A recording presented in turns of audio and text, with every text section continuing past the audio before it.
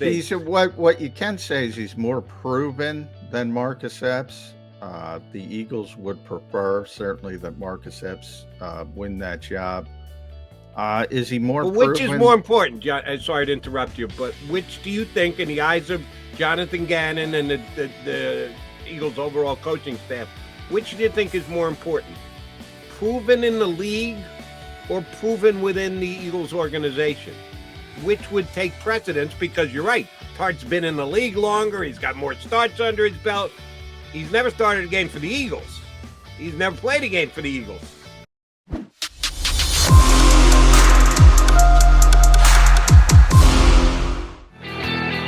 We are the Mac and Mac guys here on Birds 365. We still got plenty to do before we ski daddle on out of here, including talking to Mike Gill. He'll be joining us about 20 minutes from now, somewhere thereabouts.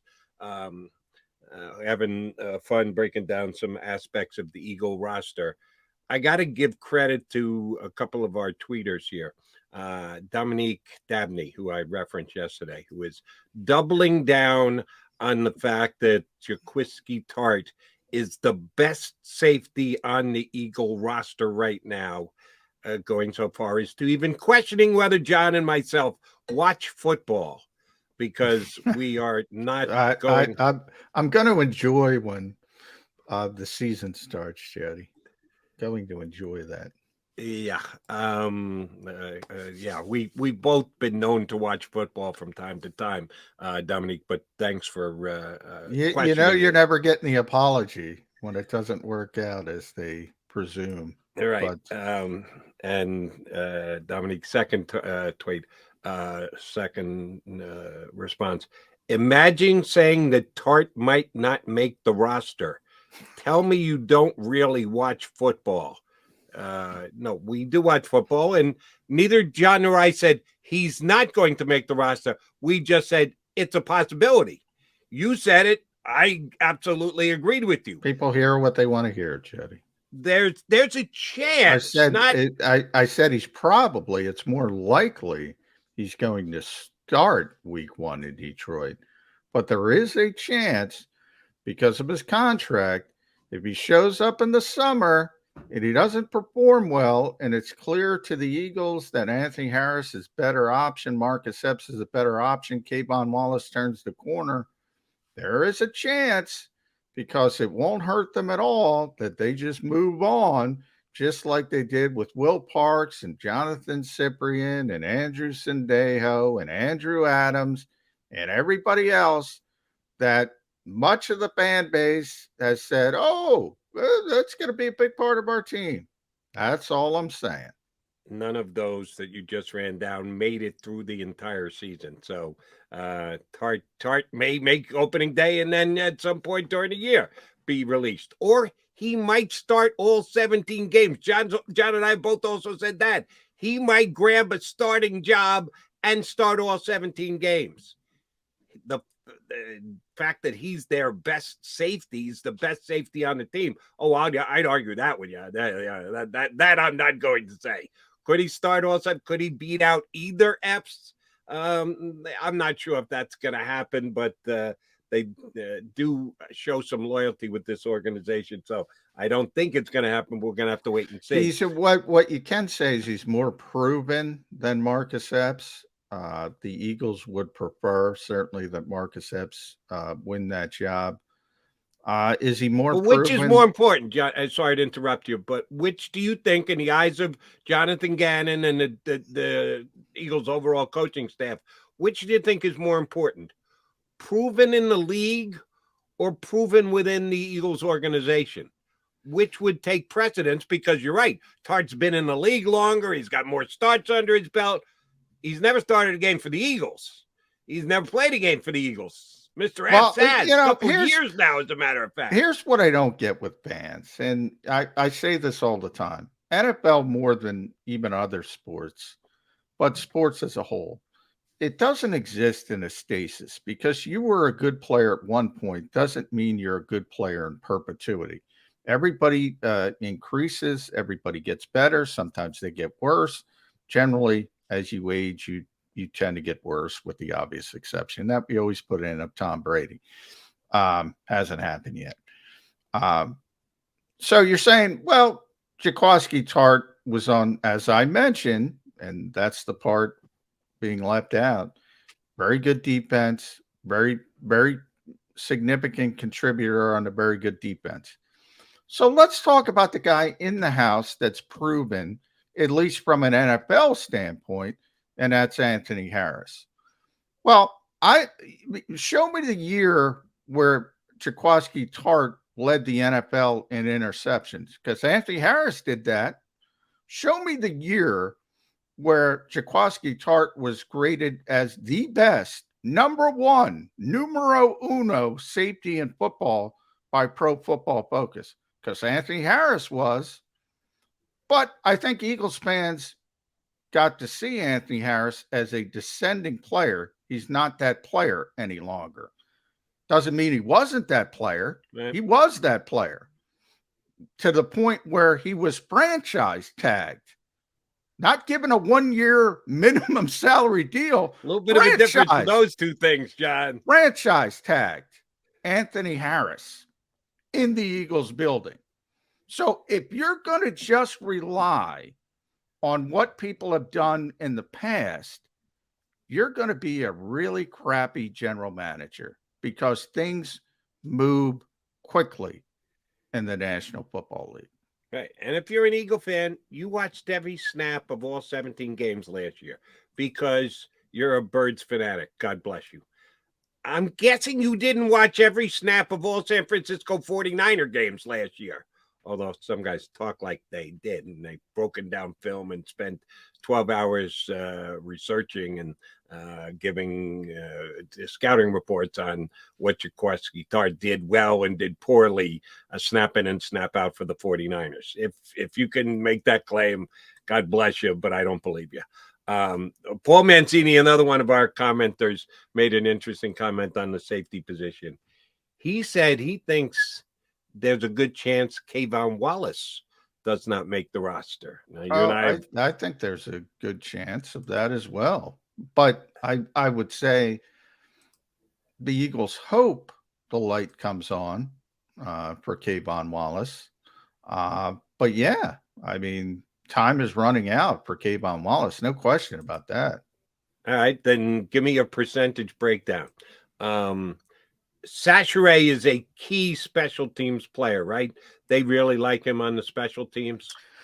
They do, but you also have to realize he got benched late last year as one of the gunners on punt coverage. So I don't think he's quite as entrenched as people think, but he was one of their better special teams players. And generally, when you get down to the fourth safety, you're going to want a good special teams player. So that kind of rules out a veteran. That would rule out Tart or Anthony Harris. So if they're not contributing, they're not going to be kept around as that fourth safety is kind of what I'm saying. All right. If we acknowledge that both Tart and Wallace are probables to make the every week 53-man roster, which one is more likely if someone else jumps up and wins the spot, or they need special teams, a guy like Sachere, which one is more likely to get cut, Wallace or Tart? Say that again, Jody. I was looking up at if we assume Epps is starting. Yeah. And that's why I asked you about Sachere. If he is a key special teams guy, might not be the best safety, might only be the fifth best safety on the roster, but he's their best special teams player, which might be able to move him ahead of whoever is their fourth safety. Out of Kayvon Wallace and Jaquiski Tartt, which one is more likely to not even make the team? I would say Kayvon is more likely. Here's how I describe Harris versus Tart, which is what I think it will be. I think Epps will be a starter, and I think either Harris or Tart will be the other starter. if one of them comes in to the summer and comes into training camp, it just performs poorly, they're out, they're gone. If they both play well and they want to use what we were talking about with Les, they want to use a 3 safety package, they'll both be here and they'll use that 3-man rotation. And that's why I bring up the linebackers. Things have changed a little bit. Where does Kaiser White factor in? Where does N'Kobe Dean factor in? Where does Davion Taylor factor in? So it could be another position that also kind of helps them make a decision at safety. But what I was looking up, because, yeah, people don't realize how good Anthony Harris was earlier in his career. So I looked it up, Jody.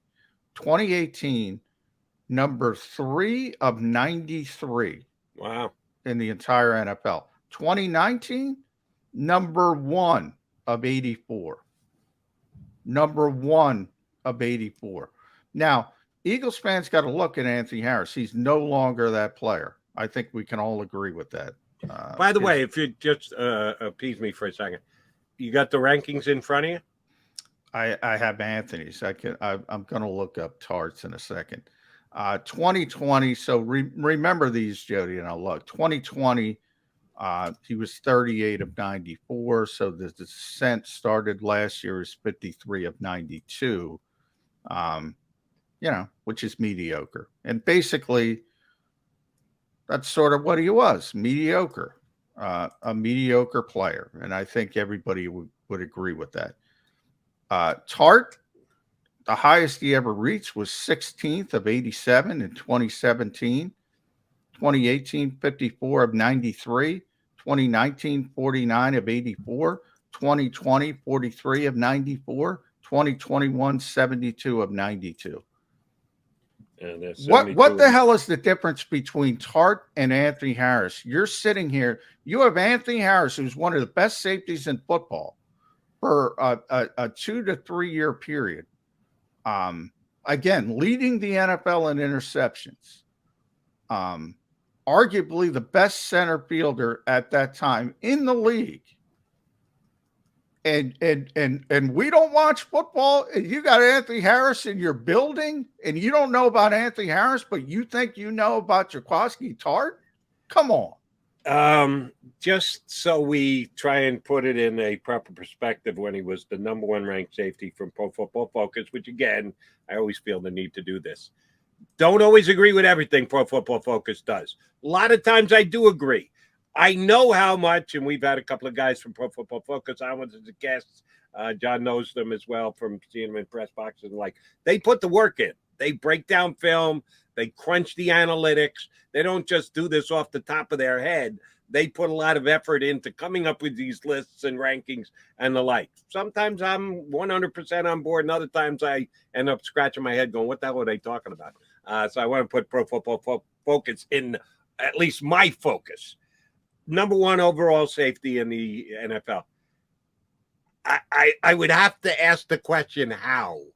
I don't know that at any point did I think Anthony Harris was the best safety in football.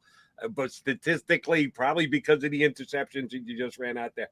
If you could quickly look up for me, 2019, when he was the number 1 overall safety, who did he beat out? Who did they have as the second, third? One would be his teammate. I don't have access to the. They don't go you back don't have to that So historical 2019. One would be his teammate, Harrison Smith. Oh, by the way, I think Harrison Smith every day of the week and 10 times on Sunday over Anthony Harris at any juncture during their career. Well, I agree with that. But here's the thing that people don't understand. And this is what I always say about Pro Football Focus. Was Anthony Harris ever the best safety in football? No. I agree with you, Jody. Part of the reason he was great is because he got to play next to Harrison Smith. I think everybody understands that. He's going to be in the Hall of Fame. He's that good. But when they put you up in the top 5 or the top 10, that means you're playing well. There might be, at the time, that defense was, if not number 1 in the league. They had that 3-year run where they were top 5. So they were number 1, they were number 2, and then I think they were number 4, 3 consecutive years. So they had a great defense, number one. They were great up front. They were great at linebacker, and they were great in the back end, at least as great as you can be in the modern NFL.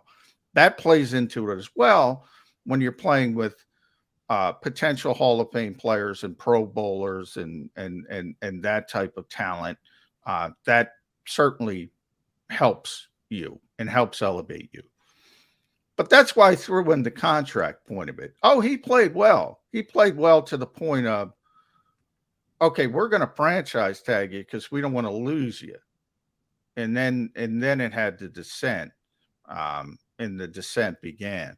Look, I'm just saying there was one. You could say Anthony Harris isn't as good as Harrison Smith, or was never as good as Minka Fitzpatrick or some of the great safeties in this league. I'll give you a guy, Malcolm Jenkins. I know it was his last Or year in Malcolm Philadelphia, Jenkins. but he was still Pro Bowl level safety. Well, even in his final year Malcolm wasn't the same player as his career moved on. He wasn't, especially in coverage. Great player, but that's a point. And Malcolm's a much better player overall. Nobody's arguing that kind of stuff. But the point I'm trying to argue is he was a good player. And he's an average player now. And that's what happens in this league. And generally, the contract tells you a lot of that information. JM, I want to get you on the record. The question I asked last, I want to put it to you. When Mike Gill joins us coming up in less than 10 minutes, I'm going to ask him as well. 3 major offseason additions for the Eagles this year. Jaquiski Tartt. No, I'm just kidding. Can't let it go. Certainly, A.J. Brown outside, that via a trade, and 2 free agent acquisitions. Hassan Reddick immediately when free agent started, and James Bradley pretty damn close to immediately when he became available. All 3 will be making at least $10 million this year. Brown, excuse me, I actually think Brown's going to make less because he's on the last year of his contract, right? The extension doesn't kick in until next year. I don't know the exact workings of his deal. They might have combined it into one big contract to move money around, but the contract extension is for $25 million per year. Yeah. Hassan Reddick got 3 for 45, so $15 million a year, and Bradbury got 1 for 10. So they're all at $10 million plus, at least in the per year status across the contract that they signed with the Philadelphia Eagles. Is it that easy because of the money they're getting paid that, all right, well, it's Brown 1, Reddick 2, Bradbury 3, or is there wiggle room in there? Can Reddick top Brown? Can maybe Bradbury top Reddick? Those were the 3 biggest Eagles acquisitions, unless you want to argue with me and tell me there's another one you want to put in that mix. Well, it depends what your definition is. So I'm going to ask you, is it going to be like, is it going to be statistics based, splash based, people making big plays based? Because I think the most important acquisition to the Eagles in this offseason, if he's as advertised, and there's a big if because he's a projection, is Davis, is because that changes. That's what Jonathan Gannon wants to run on defense. And he wasn't able to do it last year because he did not have the player to accomplish it. He did not have the 0-1 technique, run stopper, who can stop the run on the interior, and then you can do more things on the back end in coverage. So I think Jordan Davis projects, at least if the Eagles are correct and he is what they think he is, I think he is the most important piece they've added. Most important piece.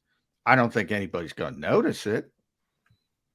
I don't think anybody's going to care because nobody cares about somebody tying up 2 blockers so somebody else can make a play. Nobody's going to notice. Nobody's going to care. So from a splash standpoint, yeah, it's going to be AJ because he's going to have the most opportunities. He's going to get the football thrown to him. He's going to get noticed. He's going to score touchdowns. He's going to catch passes. Then it's going to be Reddick because he's going to sack the quarterback, and he's going to be the first edge rusher they've had with double-digit sacks since Connor Barwin. Those are the players that people are going to notice. So Brown, it's sort of, to me, it becomes Brown versus Reddick. But the most important addition to this team, in my estimation, is Jordan Davis. Right. But other than what you perceive he's supposed to do on every single play, you got to have some way to quantify it. And stats are the way we usually quantify in football. And you're right. He's just not going to be a stat grabber. For those of inside and understand what every single aspect of every single play, what a player does and how it affects every other player. You're right. Jordan Davis could be huge. Here's the reason why I think you're overstating it a little. I just don't think he's going to play enough to do that. Give me your best guesstimate.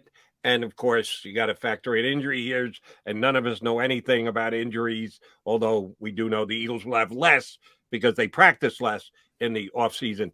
But defensive tackle rotation, how many plays do you think? What's the percentage of plays do you think Jordan Davis is going to play here in year number one? 40 to 50%. He's a two-down player early in his career. But I don't care, Jody. I don't care. I'm like JG. I don't give a flying what He's about a two-down stats. player. Shouldn't that be 66% of the snaps, John? No, well, by two-down player, it's obviously just a descriptor. He's going to play anywhere from 40 to 50% of the snaps.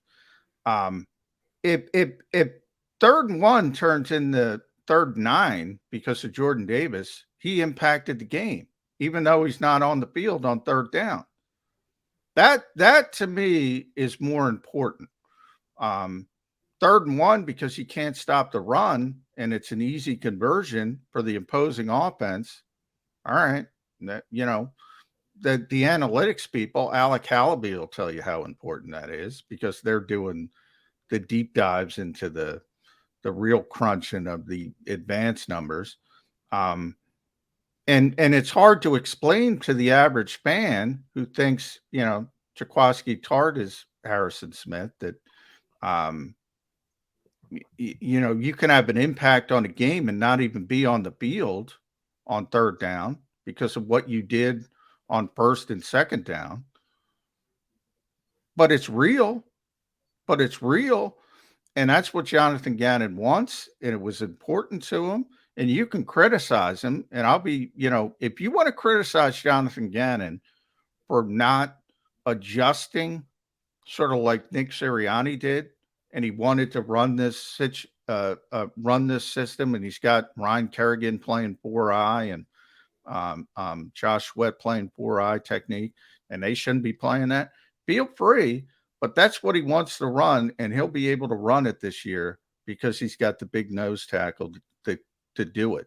And he's going to be impactful if they have a good defense. And again, this is all projection because we don't know if Jordan Davis is going to be a good player. If he's as advertised, he's going to be the most important addition to the Philadelphia Eagles. Yeah, I can't get there with you. I hear what you're saying, but they still have Javon Hargrave and Fletcher Cox here. So I don't see Gannon, even if this is the core of his beliefs, pulling those two guys off the field to get Davis for that many more snaps. They're not going to play the same position, Jody. They're not. Javon and Fletcher aren't going to play the same position as Jordan Davis. They're going to be 4-eye guys. They're going to have 3 interior players. They're going to have the nose tackle, the zero technique. And this is 1st and 2nd down in theory.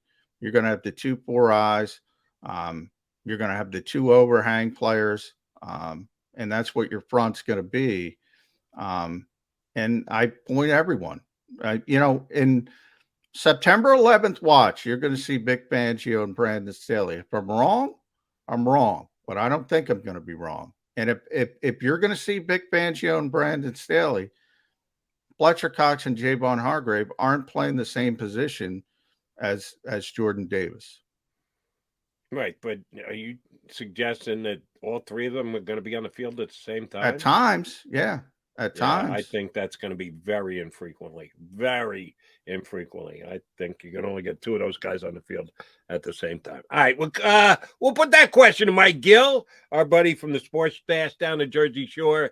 He's going to join us next here on Birds 365.